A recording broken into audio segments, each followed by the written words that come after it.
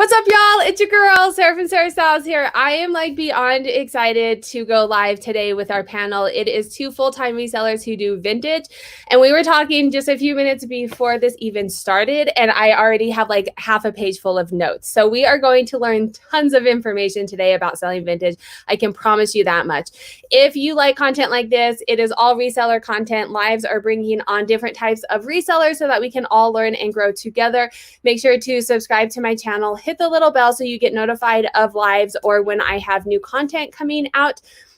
And today we are talking about, I also do data analytics. I don't know if we'll talk too much about that. Breezy does use my dashboard a little bit, so we might talk about that. But I do data analytics on my channel and on Instagram. So if you like that kind of content, make sure to subscribe, leave comments. Hello, Tori. Hello, Nicholas. It's going to be a good one today. And I'm sure Tori probably has some information to help as well. She's a vintage seller. So let's get started. Today I have two full-time resellers. BreezyVonBreezy. She is a work-at-home mom of two children. Hello, Bill. She's work-at-home mom of two children. She is a big old hippie and loves selling vintage, loves going to music and festivals, and she is not building a brand. She is building an empire, y'all. Make sure to follow her on Instagram. Michelle, this is Breezy. Michelle is MishMarket, and then she also just opened a Instagram store, Lee and Low Vintage. She is a dog mom and lives with her boyfriend. She also is amazing on Instagram and on YouTube. Their information is down below, so you can follow both of them. Lots of good vintage and just overall reselling content. She sells on multiple platforms, but she does love vintage the most. So let's, I had some questions and we were going to get to know you a little bit, but I'm going to change that because we learned, we were talking for 10 minutes and I already learned a whole bunch of tips. So I want to talk more about vintage, less about y'all. So sorry. Just tell us quickly about who you are, how you got your name, and then why you sell vintage. We'll start, Breezy. Yeah, sorry. We'll just start with you, Breezy. And okay. My name is Breezy. So I started on PoshMark. I was like typing in Breezy. Everything was taken, and I went to art school with a dude named Jones Von Jonestein. Look him up. He does cool stuff. Anyway, I always thought his name was dope. And so as a joke, I had started to sign my ceramics. I used to be a potter, BreezyVonBreezy. So I had typed in BreezyVonBreezy. The rest was history. I got into resale, probably similar to everyone else. I was moving, didn't want to sell a Bebe dress that was new at tag, or didn't want to donate. Sorry, so I wanted to sell it. And I realized there was a lot of money to be made in it. And I always was kind of into vintage, like wearing it. My father was a theater design major, so I grew up with like costumes and vintage all in the house always. So that was an easy transition for me. Yeah, so you know a lot about it. Because I think and we'll learn tips and tricks, but I think that's what makes you a vintage seller. It's a huge learning curve. Yeah. So it was something that you already kind of know going into it. All right, Michelle, tell us a little bit. So you have two names now, MishMarket and Lee and Low. So tell us a little bit about both of those and then how you got into it. Yeah, so MishMarket, literally, it just came from my name because my name's Michelle. And when I joined on PoshMark, and also I was selling a little bit before that on like a different app, which I don't even know if it exists anymore, Vinted. But in high school, I was just interested in thrifting to begin with. And I like was the deal hunter. So I used to just shop too much. So anyway, MishMarket was just like, let's come up with a cute name, like MishMarket, like your shop. It's so obvious, it's just like, anyway, so that's where that came from. And that's really just it. But Lee and Low I wanted to create sort of like a vintage brand that was separate from myself, but also like the name would feel close to home. And my dog's name is Leo and my niece's name is Lorelei. So because both of them are L names, I kept trying to like play around with the way that the spelling and everything. And Lee and Low was like, finally, I just was like, this is how it's going to be. Initially, it was going to be like Lee, L-E-E, but that's taken. It's like an Australian brand for baby stuff. So shout out to them, I guess. So yeah, that's really where the name came from. I've always been Lee and Low really flows off of the tongue. It does, yeah. I mean, it's a good name. It flows off the tongue. Yeah, I really wanted it to be one word, like, like Spanx or like, Yeah. I don't know, something like one word, but I couldn't come up with anything that was good enough. So I was like, okay, 2 words. We're just going to do it. Like, pick the people you love the most. And I don't have any kids. So my dog and my niece. I actually wondered when I was reading it and I did this question. I was like, I wonder if it's her dog, because it sounds kind of like a dog name, right? Yeah. I was like hearing people where their name comes from. I think it gives us a little sense of who you are. Yeah. So I'm going to nix most of the questions about you and let's start talking. And I had questions, but I just want to talk about what we were talking about before we came on. So we were talking before we got on, just kind of chit chat, but there was a lot of good content in it. We were talking about modeling clothes and then where we like to sell on platforms. So I want to talk a little bit about, I think we all model our vintage, but why we model vintage and if there's like any tips or tricks, because I mean, we were talking Breezy looks like she is a size 0 to size 22. And so like, how do you do it and why do you model your clothes? And we'll just start with Breezy to Michelle. I mean, you guys can chat with each other as well if you have something to say, but we'll just start with Breezy. I mean, I think a big reason I do find success in selling vintage is the modeling. And this may come as a shock to some people, like Ford models and Wilhelmina have not called me yet for a contract. It's not like I'm a fantastic model, you know, but I can like get in the clothes and make it at least look decent enough where you can understand what's going on and how it moves. I do think, you know, Depop is already doing videos and Poshmark is going to start doing videos. So like, oh, are they?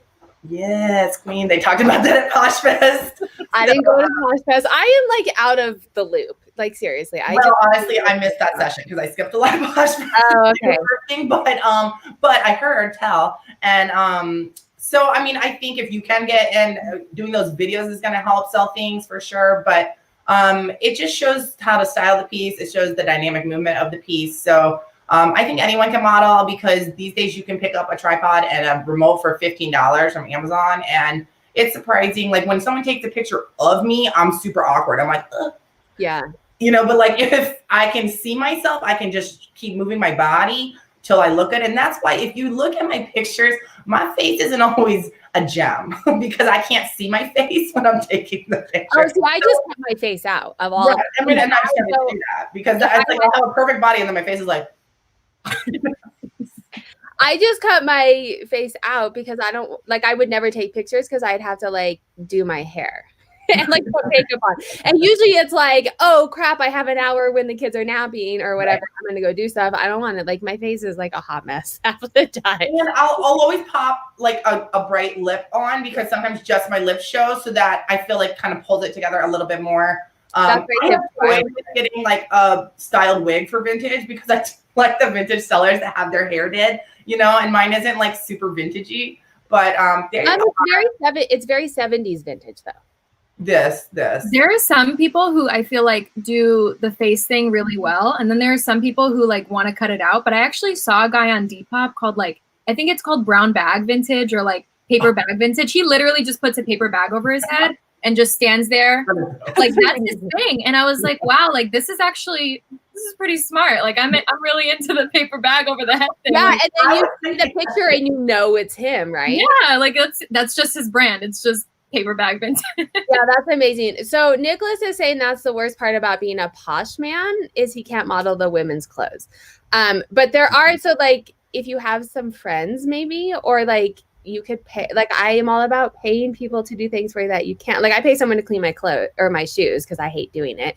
If you can find some like teenage, you know, whatever to come over, I mean, you probably have to sign a waiver to make sure their parents say it's okay or something, but like outsourcing something because I think it definitely makes a difference. I mean, I actually model a lot for my friend at the Reclaimed Rose. And we're just seller friends, and she'll babysit for me sometimes, and then I'll model for her. I mean, we don't like actually work it out like you're gonna do this and I'm gonna do that, but when she comes over and we hang, like I just model her stuff and my stuff at the same time. So yeah, and I think that's the benefit, Nicholas, maybe if you went to like some Posh and Sips or like just get to know the community, I'm sure people would do that for you. But it is a downside. Yeah. Yeah, I've model men's clothes before, and I am well endowed on the bosom, so like I hold out so that I don't look like that, but it doesn't really pan out. No. And I don't model. Do you guys have like your boyfriends and husbands do the men's stuff, or do you? I think that looks okay, like flat. I did it once in a blue moon. I have my brother-in-law or my husband, but they're both handsome men. They're not professional models, and so I have to spend a lot of time moving their bodies. It's alarming to me how much they don't understand. Like, just stand, like I'm like, just move your shoulder and then keep it there. Yeah, no, my boyfriend's not willing to spend the time taking like he hates the lights. He like doesn't want to be involved. He's just like, if you find something that you think I'll like, you can give it to me. Outside of that, like, that's your space. Like, you live in that space. My husband would probably actually really like it. He wants to be like Insta famous all the time. We'll be places. He's like, take my picture. And I'm like, it's like, my Instagram's not about you. Like, no one cares about you. I probably just hurt his feelings because he's very supportive. He's on all of my lives. He's right there right now. Let's see what he says. Oh, I see you don't think I'm good enough to model your clothes, huh? Okay, so modeling. Okay, and then we were talking a little bit about the platforms. So tell me what, and I'm going to have Michelle talk because Breezy will talk forever, and then little quiet Michelle won't get a word in edgewise. What platforms do you sell on and why? And more specific to vintage. Like, what platforms do you like vintage? And like, is there certain things that do better on one platform than the other? And yeah, so I'm on PoshMark primarily. That's like my number one. PoshMark is Bay right now. And then I'm on Depop, Mercari. I have a few things on eBay. And I sell on like The Real and ThreadUp. I've thought about doing more on eBay and on like Tradesy too. And I know those are great. Those are things that I'll probably do in the future, but I just haven't been there. Yeah, but not for vintage. Well, eBay. eBay, yes, but not Tradesy. I'm just not there. Depop is really great for like Gen Z, Y2K, 90s kinds of stuff, like stuff that's super, super trendy, but like not the vintage that like your great grandma wore. Because it's just a younger platform. It's really similar to Instagram. Like, it's the way that it's set up. It matters how many followers you have, and it matters like who you're following. It matters that people shop the feed that way. There's an explore page. That's why I'm nervous to get on it, because I can't do another, like, it's so much work to do social media. Well, I kind of do Depop like kind of passively. I just cross-list the items I think are going to do well there. And that's the kind of place that I'm like, okay, well, I need to model, number one. And there are a few things that I flat lay or I hang. And like, I've sold shoes there before too, but people just ask a lot of questions. And if you price too high or whatever, like, people will call you out. Can you do offers on Depop? What was that? Can you do offers on Depop? No, that's another thing. Okay. But the good thing is you can run sales. So like, you can just over your whole closet, if something has been listed for more than like almost 2 weeks, like 10 days, you can do any kind of a percentage sale that you want. You also are kind of responsible for shipping. I mean, they do ship with Depop, but anyone who does ship with Depop, like, the price starts at like $9. And so it can get kind of expensive for the buyer. No, because I just started yesterday. It's changed. Yeah. There's like levels now. So it's $10.50 to $10.50 now. Well, I do just so if it's smaller, then you can. Okay. And so I just do a standard $6 shipping across everything, like no matter what it is. And that's been successful for me because, like, if it's a pair of shoes, it's $6. Mm-hmm. If it's a t-shirt, it's $6. And it's also lower than all of the Depop shipping regardless. So for the most part, again, where do you do the $6 shipping at? On your own? I do it on my own through Pirate Ship. Yeah. Okay. I need to get it. Yeah. But that's so much. It's so much extra work. It's actually not. No, it's easy. It's I think it's like it's more of an incentive for the buyer to just say it's this one flat fee across the board, whatever you want. If you want to bundle something, like, I can make it happen for you. Like, just slide into my DMs and like, it's $6 no matter what. DMs. You are like so cool, Michelle. Sliding. But yeah, I like selling everything on Poshmark, and I've sold a couple of vintage items on the Real, but those are like vintage designer. So okay, because you said the Real, and I was wondering because the Real and then Tradesies are like more high end designer type. Yeah, Tradesy I haven't really dabbled in, but I know I sold my first thing on Tradesy yesterday. I'm a pro now. It's exciting. The first sale is always the most exciting, I feel. It was, yeah. And they just buy, which is why I put stuff on there. Like, and that's why I was asking about Depop. I don't mind doing a lower price if you're just going to buy it. Well, and I think on Depop, like, and I literally just came over yesterday. Oh, you're a pro too. So right? I'm an expert. You know, please listen to everything I have to say. But no, I've been studying them for a little while. Like, I've been looking at them, and if you look at their top sellers, which means that they have to sell, I think it's something like $2,600 a month or 50 items for $20 or higher a month to be a top seller. They only have maybe 9 of them. They're all doing vintage. It's streetwear, Fairy K, stuff like that. Like, you got to get into those styles, which is That's smart to know what sells on there. Yeah, you know, and I mean, listen, I'm 39, so I'm not always totally onto what like a 20-year-old is rolling out of their college dorm room in. Yeah, but I can look and study. I mean, luckily for me, they happen to be wearing exactly what I was wearing at their age, so that's a little easier. I know my husband's like, how do you know vintage? And I'm like, well, if I would have worn it in high school, then like it's cool. They're wearing it right now. Yeah, exactly. That's exactly it. So that's a little definitely like a few aesthetics too that like they like look like you mentioned, like the streetwear, the like fairy key, the like princessy vibe, whatever. They have different like I guess you can call them showrooms, but you can also put in hashtags into your listings, which are technically like keywords, and then you can shop a hashtag or shop that like style, which is really cool. Yeah. All right. And, I would say PoshMark, you know, I'm going to give a shout out to Brittany Shop Foxborough, right? Oh, yeah. She talked about this the other day. PoshMark did not used to be great for vintage. This is true. When I was on there 4 years ago, 3 years ago, even like vintage was not selling. Nobody valued it on PoshMark, but like it's changed. The game has totally changed. They're buying vintage now for sure. I would say one of my top sellers on PoshMark. Yeah, and it used to be a little more like Depop to me, where it was strong 70s to 90s. But now I feel like I'm selling everything, every era on PoshMark. Oh, really? Because I do mainly 70s to 90s because that's kind of what I'm comfortable in and what I can find. Yeah. So we do estate sales. So we can talk about that too. But before we do that, what about Etsy? Because Etsy is vintage, all vintage. You guys have luck on Etsy? What do you put on Etsy? What do you...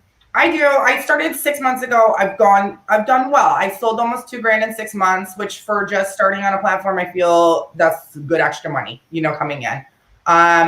It's outright purchases, which I love. I do a lot of international sales on Etsy. Is Depop international or it's just...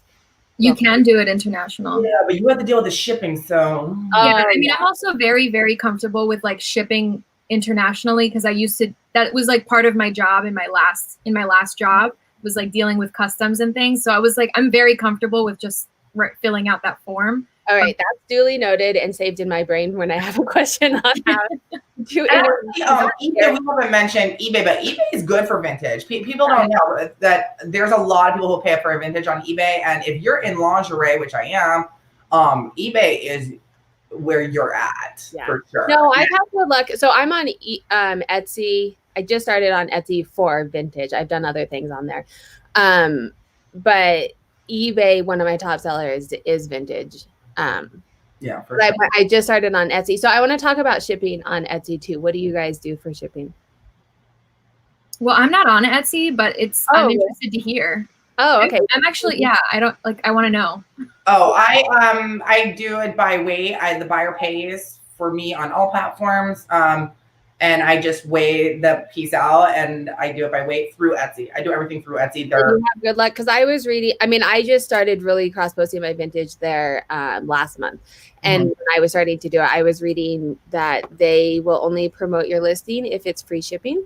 Okay, so I got a good little thing about it. Yeah, tell me all that. They always send you so many emails. If you do free shipping, you're going to be like the boss bish, eBay or Etsy, wherever we're talking about. So I did. I was like, I'm going to do it, and I changed all my prices and I switched over and it tanked my sales. And Brittany told me the same thing happened to her. And so I switched back and my sales went back up. So I don't know what's going on with Etsy and their algorithm because I do think on eBay and other platforms that does work, but the thing that I read said that they only will show your listing if it's free shipping. So essentially all I did was do free shipping and then charged a handling fee for it. Right. Well, no, you will not show up, I think, in either the first page or the first 2 pages of searches, which seems significant. Absolutely. On the flip side, I think I'm bringing a lot of my traffic myself to Etsy. Yes. And that's the thing with Etsy too. So I used to do upcycle on Etsy and then the dashboards on Etsy. And I noticed in both of those, which is why I like Etsy, is you can actually look at data. Most of my sales were coming from outside sources. And for you have a large vintage following. Yeah. So it may not. And Brittany does pretty well too in a following. We're talking about Shop Foxborough. And honestly, more than me bringing it to my shop, my SEO brings it. I get a lot of searches, and so I think so the shipping is only my SEO. The shipping would be only if you're scrolling, not if you're like specifically looking for something. Right? Yeah, and I think because I have like weird lingerie pieces and stuff that like you have to be looking for it. Like they're like, I want a fan corset. You're typing that in. You're looking for that. So that's how where mine's like 80s prom dress. So there's probably like a gazillion of those, right? It's popular right now. 80s prom is popular. I love them. I like the bigger the bow, the better.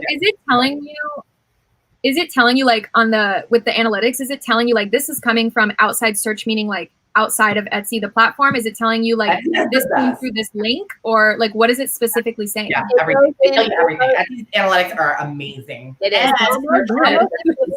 This is awesome. I mean, you know how YouTube analytics are, MishMarket, because you're on there. Breezy just got on YouTube, but YouTube is the best analytics. But then Etsy, it'll tell you like what % sold, and did it come from Instagram? Did it come from your website link? Did it come from an SEO search? It's pretty. It's and so what like out of all the platforms, Etsy is like, to me, it seems like they want you to succeed as a seller the most out of all the platforms, because they give you all of the tools. Although eBay, I'm getting more into eBay, and eBay's analytics are pretty legit too. So Tori from Girly Girl Styles, she sells a lot. She actually just moved her whole Posh closet just to vintage. And that's her top seller. Well, it's her whole closet now. So her and her husband, I don't know if you guys follow her, but her and her husband do it together, and her husband has like all of the other stuff, and then she's just vintage. So my husband asked our parachute pants back in. To me, I mean, they're I to be in. On that note, my husband told me for Halloween I should be Vanilla Ice because of my hair. Yes. And I was like, I hope you don't get offended. And I was like, no, that's pretty awesome. I love it. Girly Girl Style says she does free shipping over 35. And I'm assuming that's on Etsy, because I know that she's on Etsy. Okay, so those were the couple of things that I hadn't even written down to ask questions about. And we're now like almost 30 minutes in. I knew we would have lots to talk about. So let's talk about tips for sourcing vintage. Where do you, and this was mentioned earlier, where do you like to source, and what kind of, how do you find vintage? And I'm going to start with Michelle before you. Okay, so I mean, like the obvious places being like thrift stores and stuff like secondhand shops. And I. Oh, Brittany's on, girl. We have been talking all about you. Yeah. Hi, Brittany. She's out running errands, so I don't know if she'll be able to watch all of us. Yeah. As much as I would love to say that I shop from estate sales, I haven't been to one yet, which I know is crazy. I literally have like the last 4 weekends I've been trying to plan, let's go to this estate sale, and every single weekend something has happened. So I'm like, okay, you know what? Do or die, like this March, I'm going to an estate sale. I really have to. But yeah. Sorry to cut you off. Remind me where you guys are again. You're on the East Coast, right? Yeah, I'm in Philadelphia. Okay. We're close. We're close, actually. Yeah, actually. I was GPSing, like I was trying to figure out, you posted about a sale, and I was like, how far is that I think it was the women's shelter? Yeah. And you were like, a bag sale. And I was like, oh my God, she's only 2 hours away. I need to Yeah, I mean, that's actually further. Like, I'm actually closer than that to you, because my husband is up there. Like, it's like an hour and a half. Yeah, okay. So we need to, this is going to happen. Yeah, but, I'll bring you to estate sales. Yes. Tori says that she's never been to an estate sale either, but Brittany says we need to. I've never been. No, that's a lie. I've been to like 2, and they were like they didn't have clothing stuff. So I was like, this is lame. Yeah. So I saw a lot of like shops like that, and then there are a few places that are local to Philadelphia specifically. that have a lot of really good vintage. Like there's a bulk vintage place. There's, Like a consignment store, like a brick and mortar you're talking that. Yeah, there's a bulk vintage place I haven't been to, but then there are other places that are like really specific to Philadelphia that are like just like smaller shops that I go to pretty frequently that they purchase vintage and then I purchase from them. So and their prices are good enough to be able to resell? Yeah, they do a lot of like sales and things. So it just depends. Like a lot of the stores that are local to Philly, they there's a lot of charity shops that are based around here. So like, good. Yeah, and a lot of like nonprofits. So some of them are overpriced where like you go in and everything is priced around 20, but then I'll wait for a sale day and then I'm like, okay, I'm gonna go on that sale day and I'll just load up my cart and I've got a ton. So it really a lot of the nonprofit stores, we don't have very many in Colorado. Well, that's a lie. One of our big chains is, but their prices can get high. But a lot of the nonprofit stores are like, they don't care. They're just trying to make, like one of the ones around here is like everything's $1. Like they don't know brands, they don't know everything. And it's like, but they don't get a ton of stuff. But like I found like you can find, something from Walmart's $1 and then something, Prada's $1. Like they have no idea. And I've heard that about like nonprofit stores. They just want to make some money. They're not really in the market to resell. Yeah. So let's talk about, I know you do a lot of estate sales, but I want to know like how you're out shopping and how do you know that it's vintage? Like what are you're going through minus you being at a vintage store, right? But like you're at a thrift store or the bins or something. How do you know, like what tips you off to be like, okay, this might be vintage and it's going to be worth me picking up? At this point, I do have a base knowledge, but if you're just first starting into it, I would say look for union labels. As you go along, you'll start to recognize fonts that certain fonts look 50s, 60s, 80s is like the easiest font to figure out. It's usually some like lightning bolt or something crazy, That's probably why I saw like neon colors. If you flip the seams and the seams have pinking shears, like the zigzag line, that's usually 50s, 60s. A hand sewn hem is a big sign that you're probably dealing with vintage. A metal zipper down the back is a good sign. A metal zipper on the side is a metal zipper. It's a good sign. So we're talking vintage. If you don't know vintage, let's define vintage first. Vintage is anything, 20. So right now we're talking 2000. Like 2000. We're talking 2000. That's crazy. I know. So basically what you wore for me and Breezy, I don't know how old you are, Michelle. It's basically I'm 25. So I'm literally a 90s baby. Like the stuff that I wore as a child is vintage now. Yeah, so, I know. It's crazy. I don't know.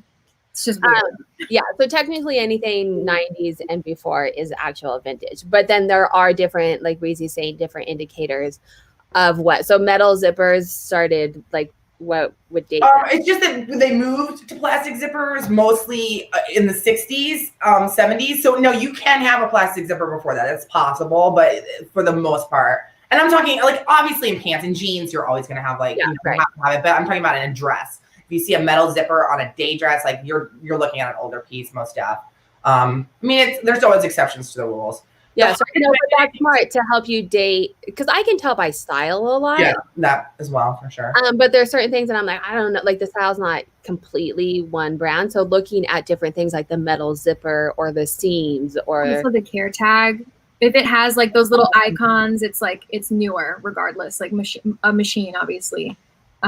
When you say newer, you're talking not vintage. So if it has like little icons, you're talking 2000 and so like newer, like 80s, 90s sometimes has the little like washing machine icon sometimes, but even still, like it could be vintage if it's 90s, but which like technically is still like newer vintage. It's not as old. It's not going to be the 70s, 60s piece, but like those handwritten care tags. Some things don't even have care tags. Yeah. Like really old Levi's, they actually printed the care information on the inside of the pocket.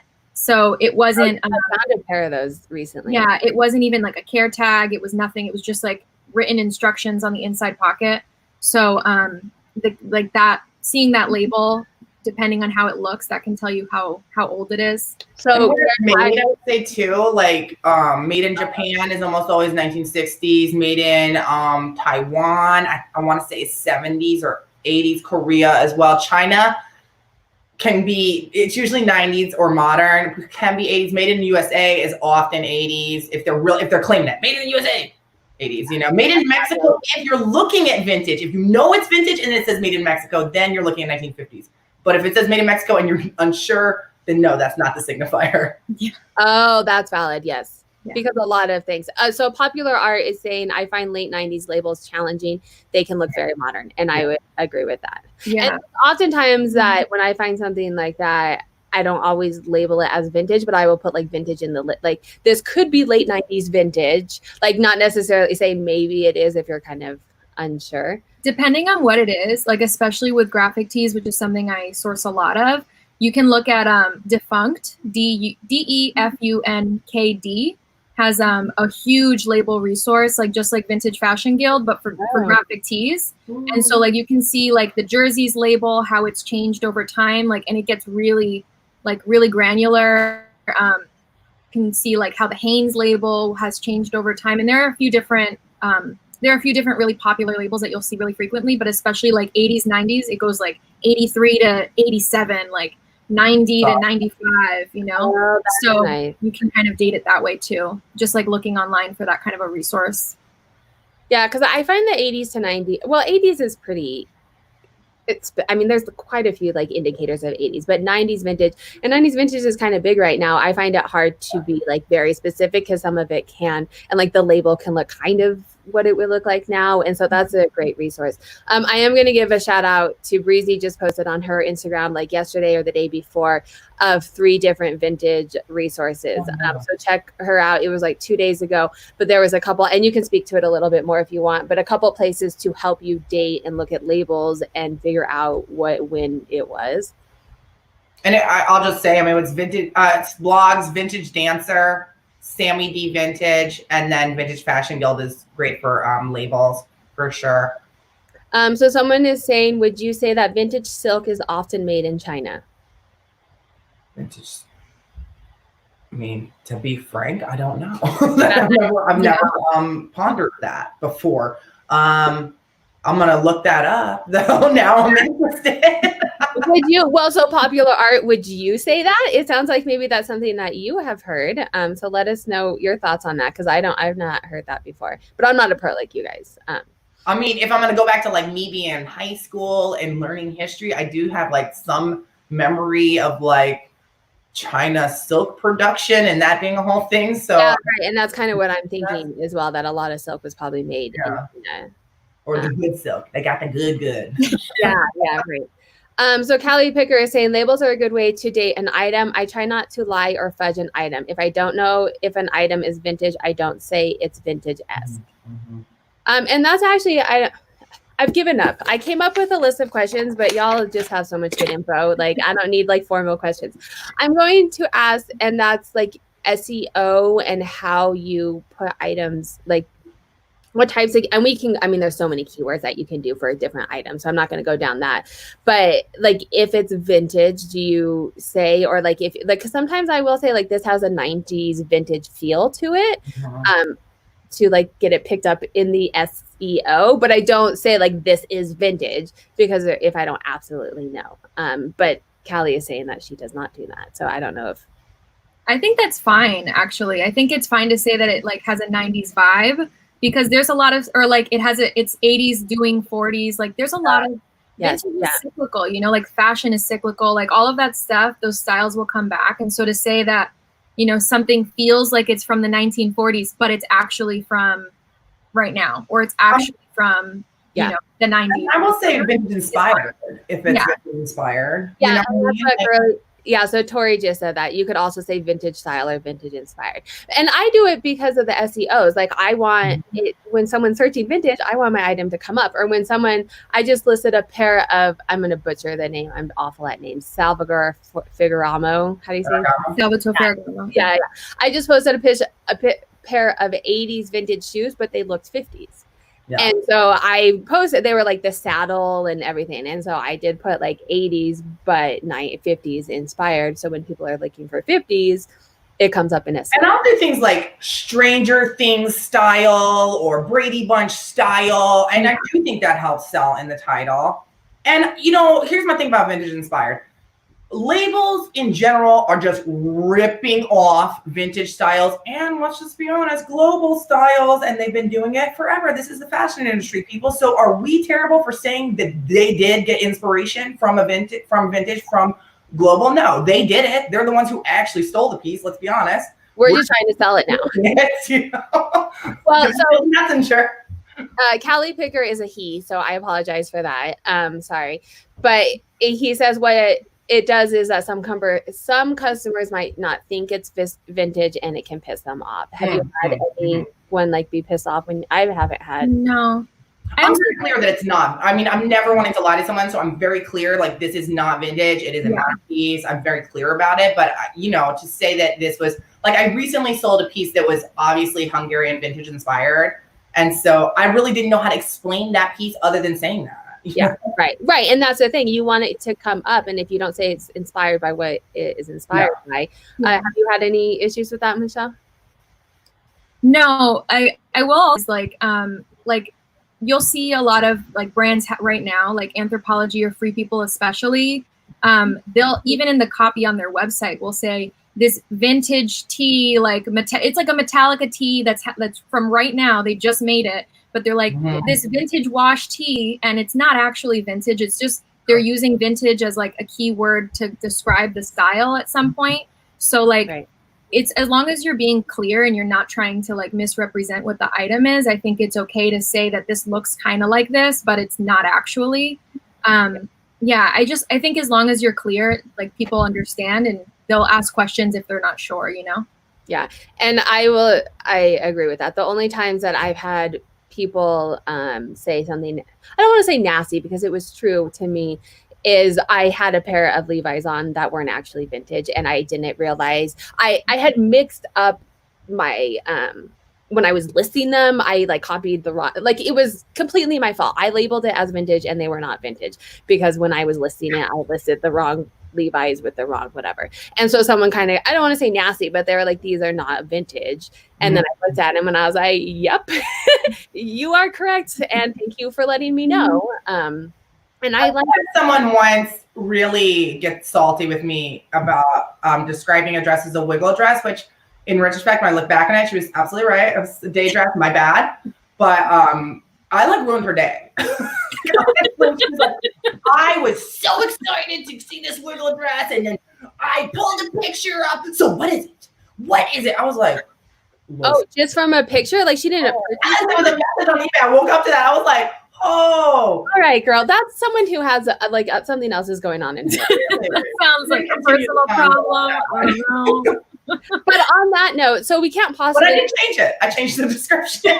Yeah, and I don't mind. I actually like when people, because I sell a lot of Coach too, and like other things. When someone like I do the research to the best of my knowledge, but I'm not an expert in all things, and so I actually like when people like, hey, I noticed that this was this. Or I've had sellers, this happens a lot on eBay. I've had sellers say, hey, I was looking up your comp and the sizing tag was off. Here's my exact dress in the same measurements and here's the size. And I'm like, that is like ridiculously nice of you. Thank you very much.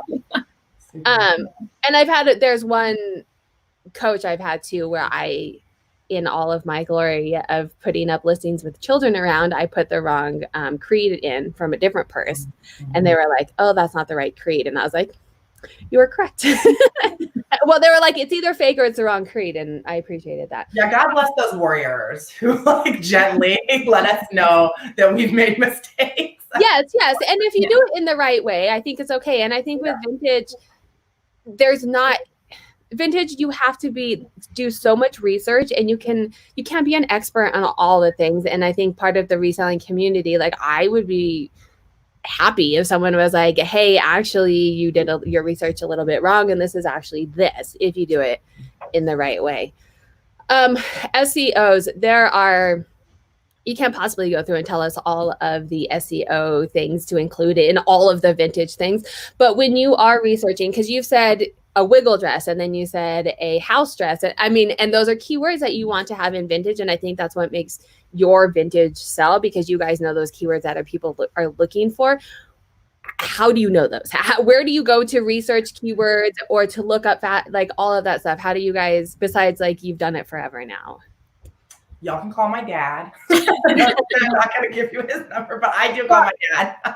I will say, when I have a question, I just ask Breezy. I'm like, what would you put? Yeah, I think it's actually really helpful to like, you know, I'm helpful. I think asking other people is helpful. Like other people who are other vintage sellers, like, or just even browsing their closets just to see how they list things and see like, I have a friend named Kari. She's like Karnit Creative on Instagram. So shout out to her.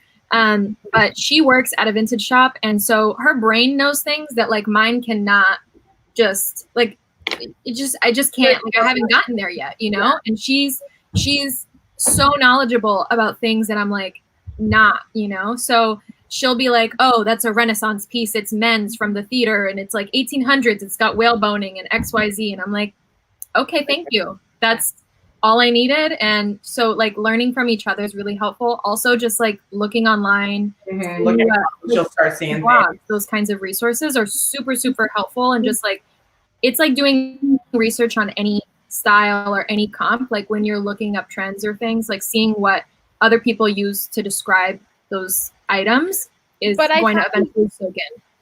Yeah, and I find for vintages, and I think this is why it's scary for so many people, is there's a lot of misinformation out there. Like I will look up a vintage Coach bag. I sell vintage Coach bags, and I'm fairly familiar in learning more about them, where I will look it up like on Etsy, and that same bag, someone will have it as 70s, someone will have it as 90s, someone will have it as 50s. And that's why I'm asking you, and I think both of these ladies are amazing when I've asked questions of them, and I don't want you guys to be inundated with it, but I think finding resellers who are knowledgeable and actually know, and who are also willing to say, you know what, I don't know, because can be a lot of misinformation out there when you're looking up comps or looking at other listings of people who have no idea. And I would say this, like, if you can find groups who are talking about vintage that have seamstresses in them, people who sew know, okay, they do. And they know things like, I swear to God, they'll be like, that's a 1917 from March. You're like, what? Like, they know everything. They know the stitching. They know everything. So you can learn a lot from those ladies. Like, I'm forever trying to get into a quilting circle. I don't know how to quilt at all. You know? Oh, yeah. Quilting women, like, know their stuff. They know. But that's, I think also with like, I'm thinking when you said that there's like misinformation, the first thing that came to mind was like selvage. Like a lot of people don't know the certain keywords with like Levi's, like selvage. What does that even mean? Like, what does it mean to have orange tab? What does it mean to have, you know, like a big E? Like, and Levi's is something I really love. And so if you don't know, you might just say, these are selvage Levi mom jeans. And like, you don't even know what that means, but you're maybe using the term because you think it's popular. But like, it's just, I think it's important when something sounds like it's familiar, maybe just like do a quick Google search and like say, okay, like how do I describe Levi's, or like do like, I don't know, just a quick Google search to figure out like what other people are saying and to actually learn the definition of those terms and those keywords so that you can just like know for the future, because otherwise you'll just constantly keep reiterating the same. Yeah, like half my job is research. I research constantly like a paralegal, you know what I mean? And like recently I ended up with a bunch of vintage lingerie that I just like was hopeful about. And that's when I kind of switched gears into lingerie. And I didn't really know much, honestly, about vintage lingerie. I mean, I knew your base. And I spent an entire week, like hours every day, looking up and researching lingerie. And I feel like I have like a PhD in vintage lingerie. So if you're trying to sell vintage lingerie, reach out to Breezy because she knows all the things. Yeah, I'll tell you everywhere to look for everything. I think that's where for people it gets very intimidating, because you don't want to say like, you don't want to misrepresent something. And it is a lot. There's a lot to know about it. Kelly is saying websites have pictures of the label so you know when it was made, which is true, but does it for all the things forever? I mean, there's certain things that I can't. A lot of them you can, like the bigger labels, yes. Yeah, if it's like a big name brand. Yeah. Just be careful, like Pendleton on Vintage Fashion Guild. Pendleton is easy to mix up like 80s and 50s labels. There's certain labels that look similar, and if you're don't have the knowledge of how things were made and the construction during the era, you can easily mix it up by just looking just at the labels. you know? So I think it's really good to start getting that knowledge, but you can learn. Everybody can learn. This is a great age to live in. YouTube, everything. I can do brain surgery. Just give me 20 minutes, you know, like.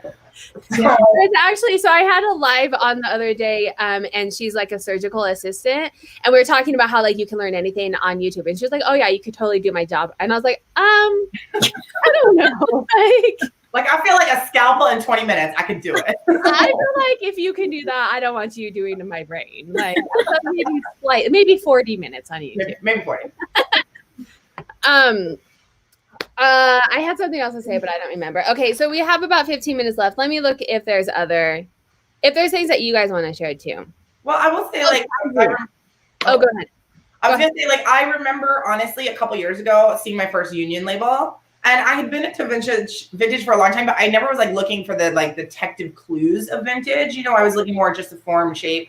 So my friend Eden showed me my first union label like a couple years ago, and the amount of knowledge I've gained in like 2 years on vintage is insane. And that is just by doing my due diligence and doing the work. That's one thing people don't like to hear. Like they want to think resellers were like, bought it for $2, sold it for $2,000, and I did no work, you know, like, but reality is like my husband's been helping me lately. He's like, your job sucks. I'm like, there's a lot of behind the scenes for sure. And which is why I like doing these lives, because then we're sharing a lot of that other knowledge of things that go on behind the scenes.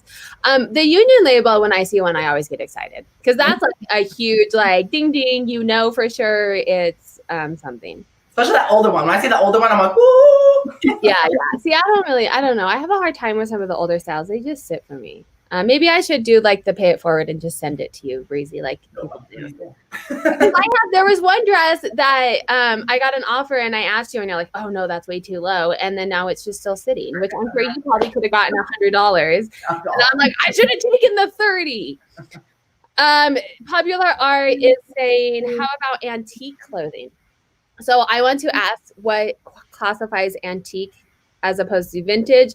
And then also, like Victorian old, very old, can you date those? So first, can you like say what antique and Victorian, like what would date that, and then how you would kind of do it? Antique is 100 years or older. So you're looking at like 1920s and before. A Victorian is Victorian era, like when antebellum era, you know, like I would say 1860, whenever that was, right? Am I right? I think so. I've never found a Victorian piece. They're out there, but my God, it's hard to find one that's not in tatters, but people find them. Yeah. I think the older it is, the harder it is, right? Because it's like stuff that's that old is all handmade, and it could have been a theater costume. It could have been something like someone's just like an organic fiber. Yeah, it really just depends, and like a lot of that stuff starts to be recreated and then repaired, and so yeah, it's just harder, and you have to do extra research on that, and so like. My friend Kari, I had a friend who was like, hey, Michelle, can you date this for me? And it was like a Renaissance era, like boys shirt. And I didn't know it was men's. It looked super women's to me, but I was like, I have no idea what this is. And I just kind of was like, I don't know how to date this, but my friend can help you. And I just kind of forwarded the pictures over to her. And I was like, hey, you guys connect and like discuss, because I don't know the information. Like I'm not there. So it's just about like doing more research, I think. Yeah, I think finding an expert, because that's really the only way. There's not those key factors, and I think a lot probably is like on style and fabric, because there's not. Yeah, that's what I was gonna say. Like 1920s is pretty easy to tell because of the Art Deco quality of like what they're putting out, and I think Edwardian is really easy to tell because it's always linen and embroider. It's just got that super style to it. Yeah. And I think finding those pieces is hard. A lot of times it's like an estate sale and like the trunk that they forgot about. Yeah. Tips. Also, estate sales, drawers. Be that weirdo. Be that weirdo at an estate sale. I think estate sales all goes. Like that's what, I mean, I don't want to say everyone who goes to estate sales is weirdos, but like that's what people are doing. I don't think it's like. But not everyone's the one looking through the panty drawer like, I just need to find the silks. I just need to find the like. Yeah. Okay, so I think that's, I do want to touch on sizing, because sizing is really hard. So I know Breezy, you are very big into being like size inclusive, which is really hard. And Michelle, you may be as well. I'm not sure if that's like, I'm sure you're not size exclusive, but anyway, okay, I'm not going to go down that whole thing. Like I'm just saying, I know Breezy posts a lot on her Instagram about like, hey, you know, whatever. Anyway, so how do you, I mean, it's hard to find bigger sizes in vintage. So if you have any tips or things that you do for that as well. Yeah, that's it. And then, and then also like how you list. Do you list for the vintage, like the size that's in the label, or do you list it for fits a modern day? Well, to the listing, I always figure out what the modern size is. I list in the SML genre, and I listed that size. And then in my description, I always give the measurements and if the size was included, I say what the vintage size was. And then I say, I think it will fit a modern blah, blah, blah, blah, blah. But I listed the size I say. Yeah. And then finding, it is hard. It's hard to find larger and plus size vintage. Absolutely. I scour for this stuff. I think there are areas of the country where curvier women, and it might be demographics and stuff like that. I happen to live in a place where there are a lot of women of color, and me have larger booties usually. So I do, luckily for that, I think I'm finding larger sizes partially because of that, honestly. That's valid. And whereas in California, when I was searching California, I always only found like 0s and 2s because that's all the people are in California. Yeah. So, and I'm kidding because I lived in California and I'm not a 0 or 2, but no, yeah. But I think it's valid because I say that about brands too. And also sizing, like I live in Colorado, it's a very fit state. So I find the North Face and Patagonia and like these active type brands all the time. And they're usually in size smalls and mediums because we're all very, like, it's one of the healthiest states in the country. Not to say that there's not plus size out there, but I have a really hard time finding plus size. And if it is at a thrift store, are we allowed to say plus size anymore? I know some of that language. I know, no, it's changing. I'm sorry.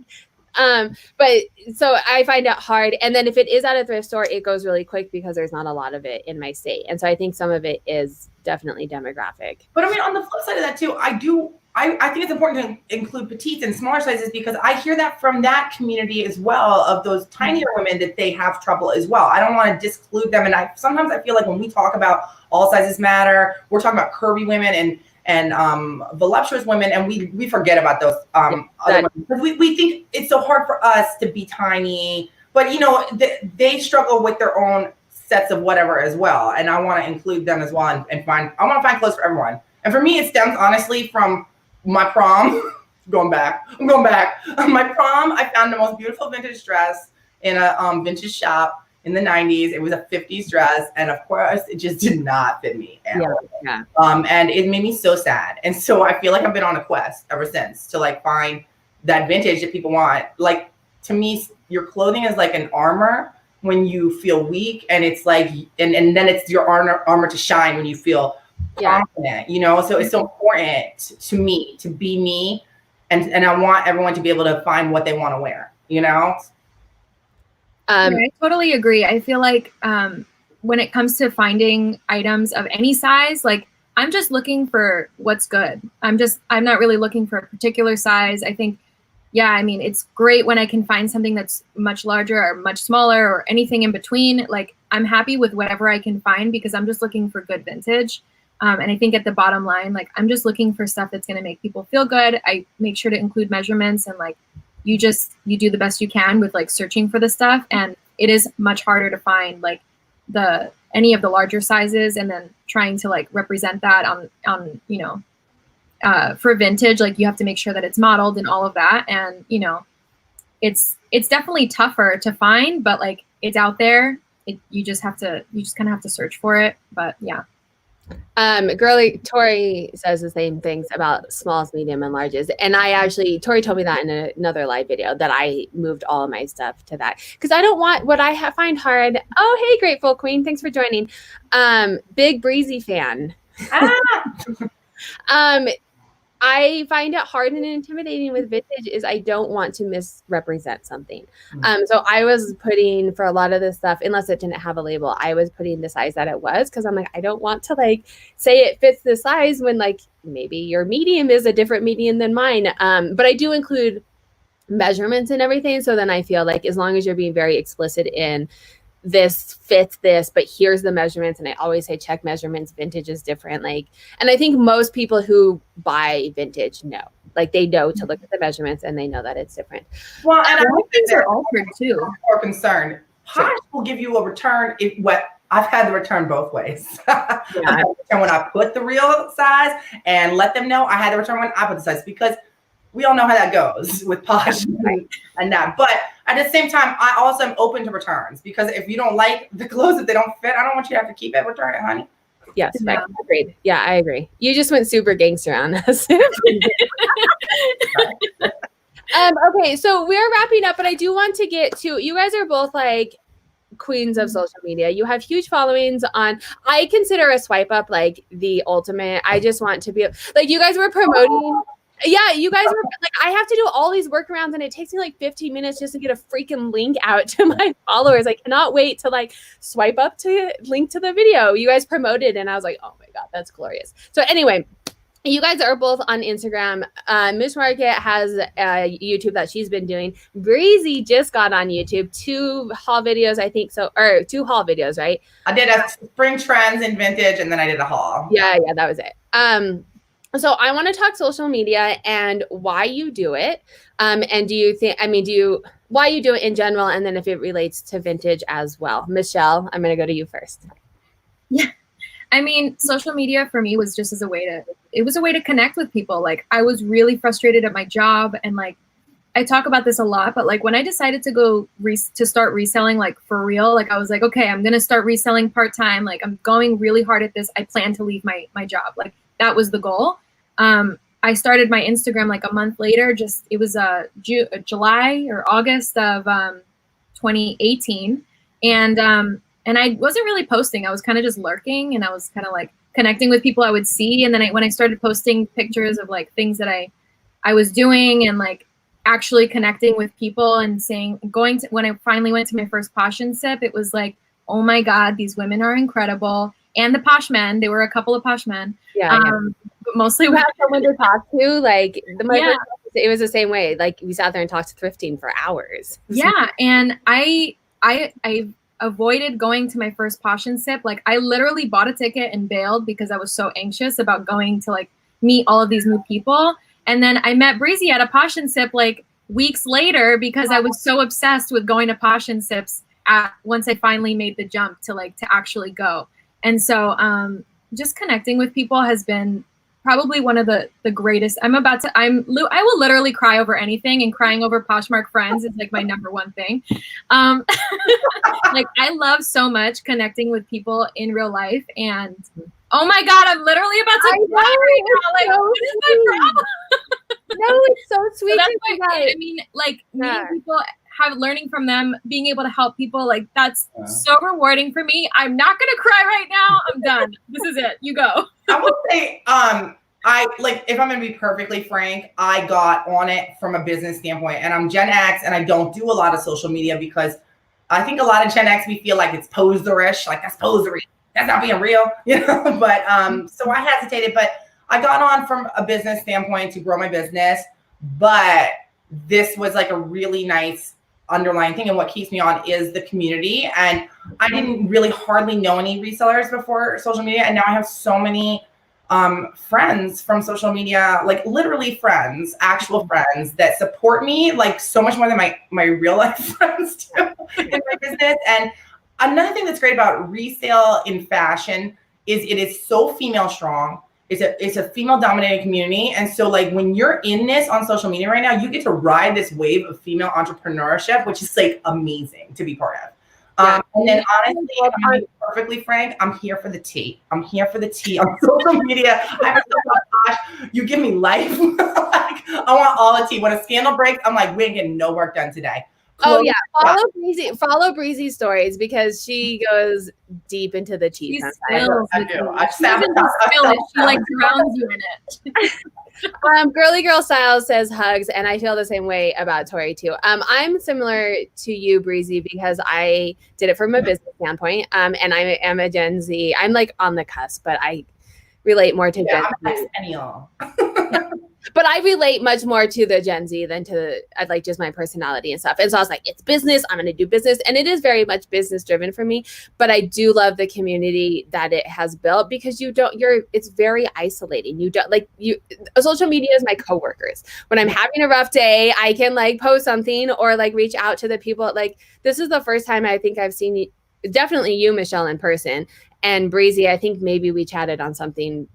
I don't remember, but like I feel like we chat every day. That's the funny part. But we chat every day. In real life, and not even in real life. I don't know if I'll ever meet you guys in real life. I'm so cheap. I'm never gonna go to a Posh Fest or anything. But I'm just saying, like I feel like I have real friends, even though I've never actually met them in real life. But as a Gen Z, it's still very uncomfortable for me to be on social media all the time.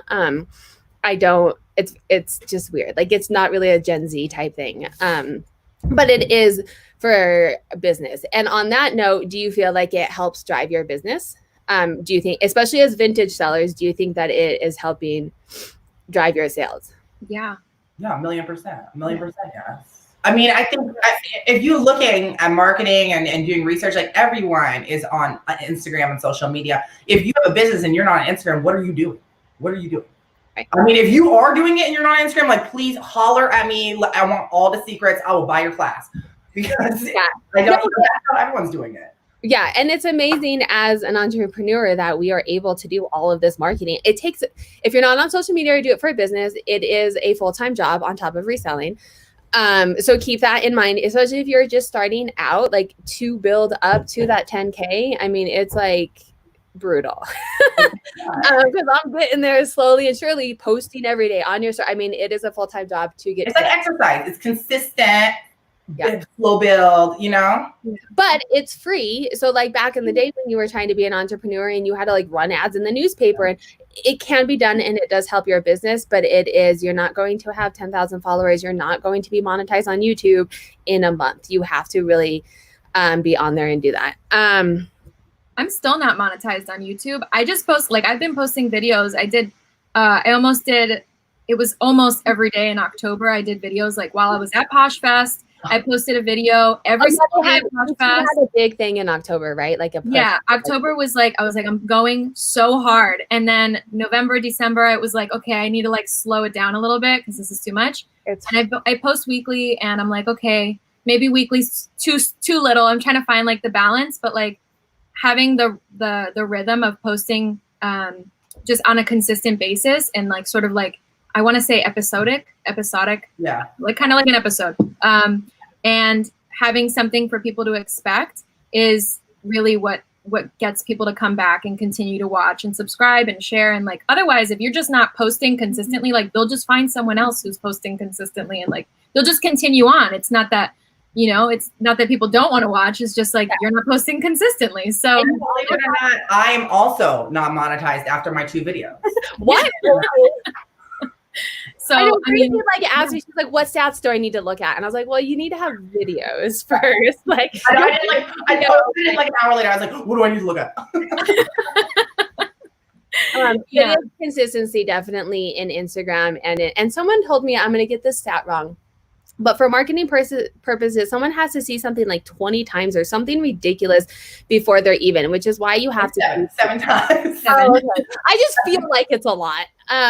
But that is kind of a lot of like, because sometimes you feel like you're just doing the same. Like I feel like I'm saying the same things or posting, but you have to like be in people's faces for them to be like, oh, I kind of like this person. That's why I'm always like shamelessly self-promote. And it was hard for me to grasp that. It took me honestly probably a year and a half before I could do it. And I started to do it. I was uncomfortable. And the more you do it, the less uncomfortable you get. But you just got to think about it. Target is throwing ads at you 24/7. I get them popped up all the time. Like, am I mad at Target for trying to do what they need? Oh no, I love Target. I'm all about it. So like, why should my friends and family be mad at me for trying to scrounge a living? Like, I'm not out here I'm not on the top 10 Forbes list yet.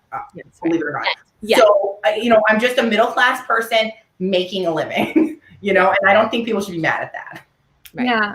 I think it's like something that a lot of people are uncomfortable with doing, especially at first. Like I've heard so many people be like, I really want to start doing YouTube, but I'm like nervous to be on camera. And I'm like, well, it's not going to get any easier by not doing it. So the first 10 probably will be awkward. You will sit there for too long. Your camera's going to die without you realizing, like, especially on Instagram, like it's going to be awkward talking to your camera by yourself in a room alone. Like maybe that's weird, but also it's not going to get any easier by not doing it. And the only thing that's stopping you from doing it is you. So like, what do you have to lose? Especially at first, like if you have 0 followers right now and no one's watching, like practice now.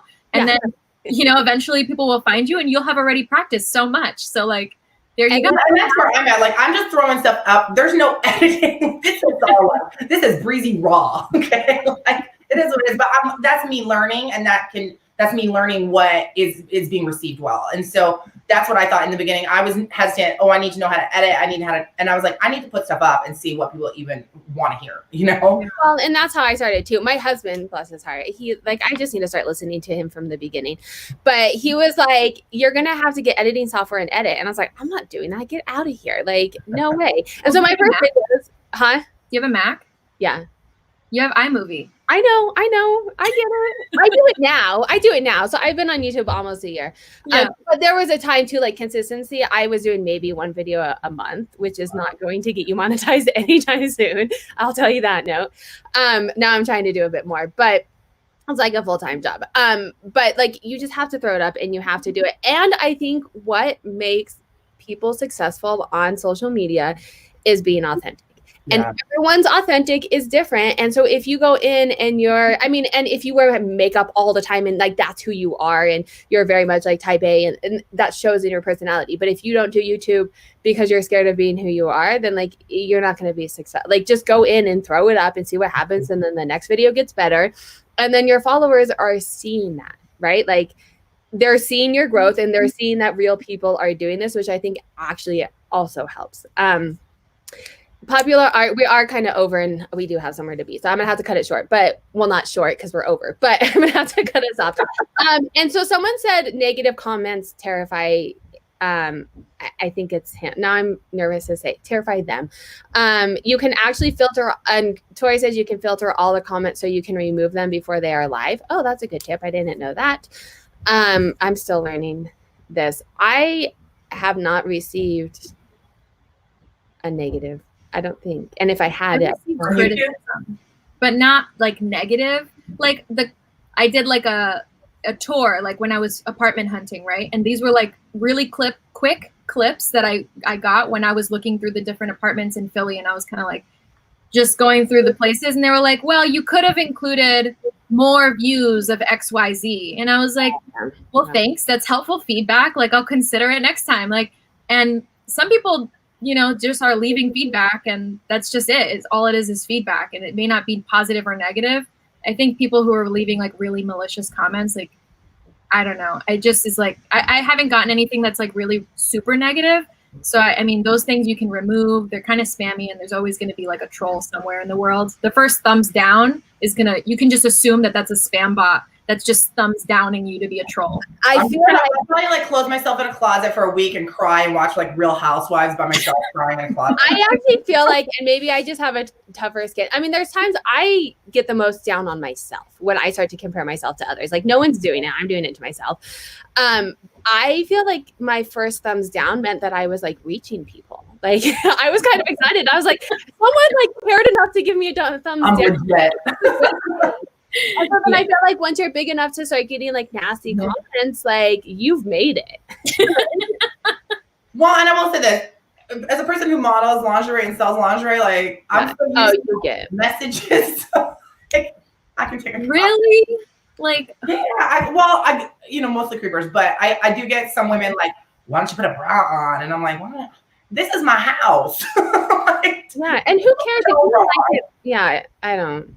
But you do, I will say, if you put yourself out there, and I only put myself out there in things that I'm comfortable. Like my personal life is not out there, except for my husband who wants to be Instagram famous. He's like, take my picture.